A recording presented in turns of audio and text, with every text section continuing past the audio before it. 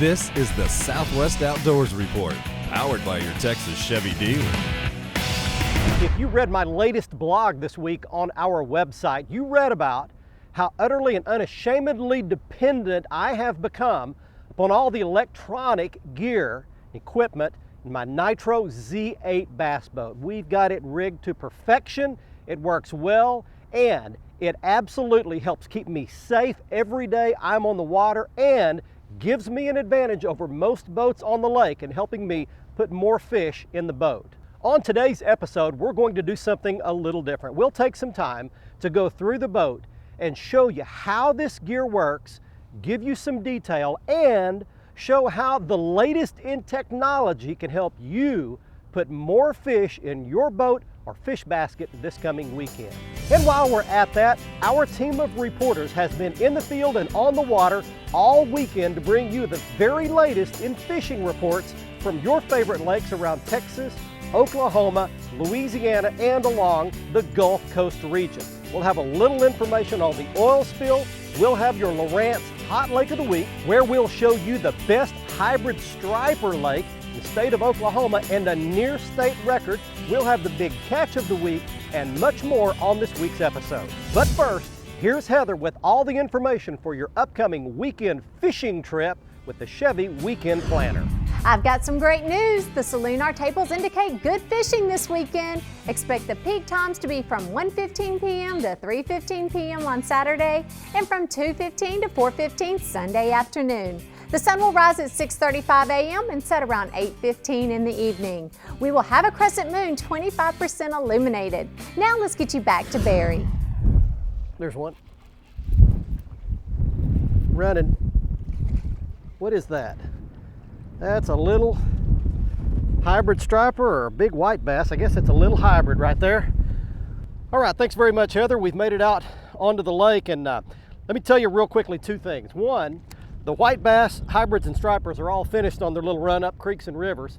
They're moving back into the lower ends of lakes all across our region. You can catch them looking for bait fish. The second thing that's happened is the shad have spawned recently. Big clouds of shad swimming around in deep water all around our region. Look for those clouds of shad. You'll find whites, stripers, and hybrids. I'm going to put that one back. Stay with us. When we come back, we'll get right into all this electronic gear and your fishing reports from around the region. This is the Southwest Outdoors Report, powered by your Texas Chevy dealers.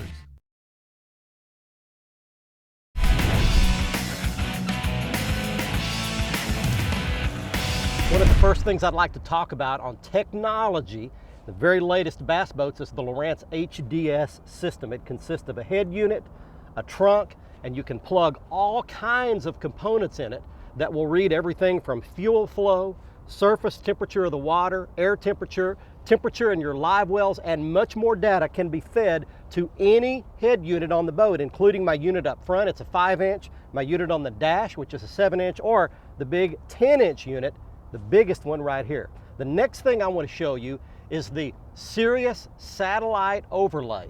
Right behind me, it consists of a module that you mount on your boat. It receives the satellite data.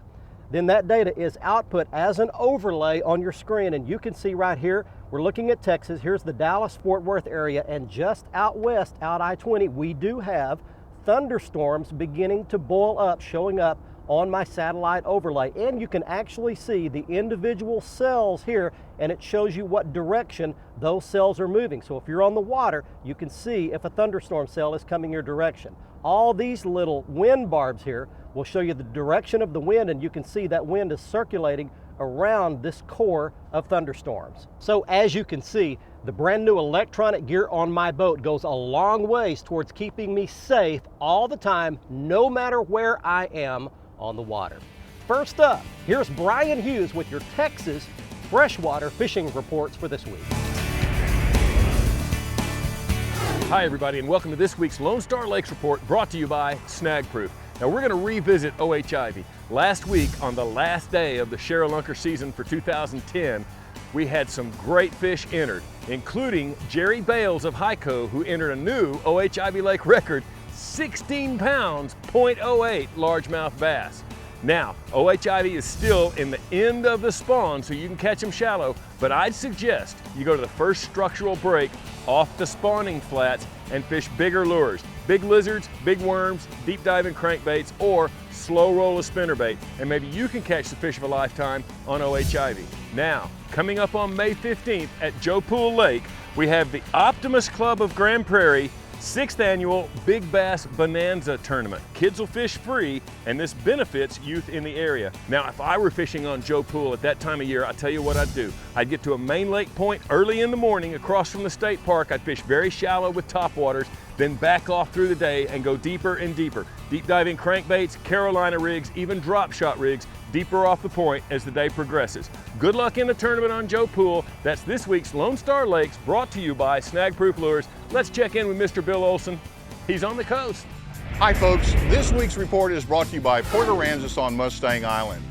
With its Gulf beaches, great coastal fishing, Arnold Palmer golf courses, fresh seafood, and nighttime hotspots, well, Port A is truly Texas Island style. For information, visit the website on the screen. Temperatures continue to rise, and that has an effect on how we fish.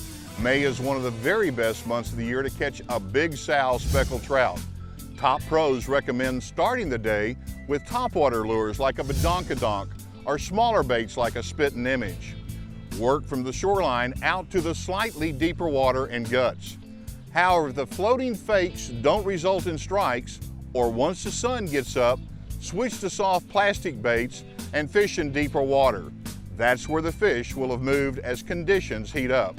Around Port O'Connor, there's some good action around the J-Hook, Lighthouse Cove, and other areas adjacent to Pass Cavallo.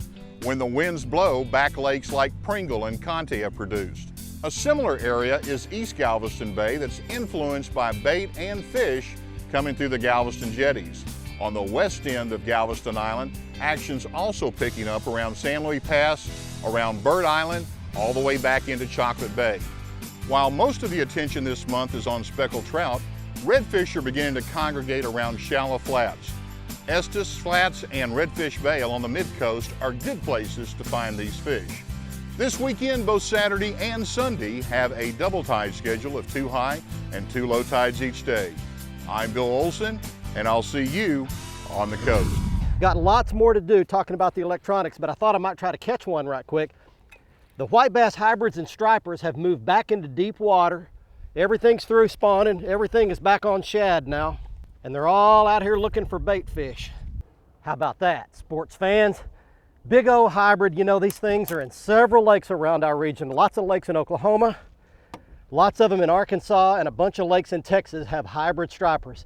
And it is getting to be hybrid time. From now right through the hot part of the summertime, you can catch a big old dude like that. They're a cross between a white bass and a striped bass. And as you saw there, they will give you all you want. The Southwest Outdoors Report, powered by your Texas Chevy dealers, is brought to you by Nitro Performance Bass Boats. Fish your best in a Nitro. By Strand, the standard of dependability. By Costa Sunglasses, see what's out there. And by Motor Guide, never stop.